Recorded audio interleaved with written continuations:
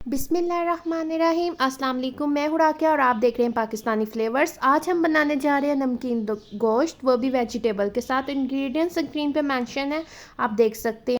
मैंने हाफ़ के जी मटन लिया, आप इसकी जगह बीफ भी ले सकते हैं और बोनलेस भी ले सकते हैं।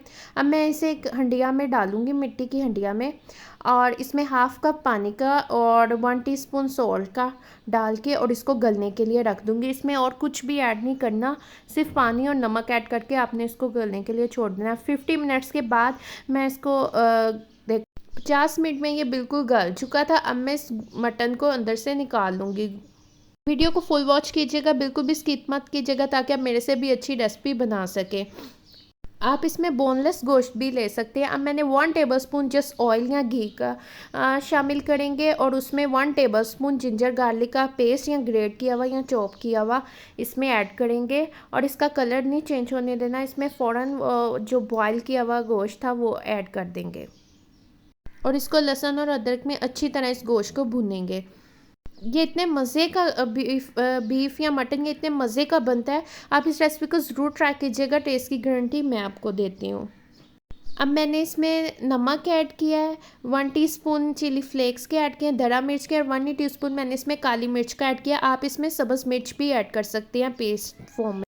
अब मैंने 1 टमाटर लिया है, 1 ही प्याज लिया और 3-4 हरी मिर्चें ली हैं। टमाटर में आपने 2 कट ऐसे लगाने हैं और प्याज को सिर्फ आपने 4 पीसेस में कट करना है और वो इसके अंदर डाल के 1-2 मिनट के लिए उसको भून लेंगे। अब मैंने 3 आलू थे जो ऐसे कट किए हुए बॉईल किए हुए वो भी अंदर ऐड कर दिए हैं। 1 टीस्पून मैंने इसमें धनिए का ऐड किया, भुने हुए धनिए का। 1 टीस्पून ही मैंने इसमें ज़ीरे का ऐड किया है, धनिए का।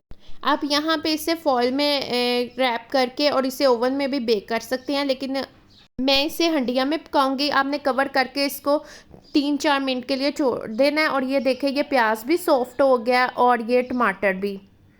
ये बहुत डिफरेंट सी रेसिपी है, इस रेसिपी को ज़रूर ट्राई कीजिएगा।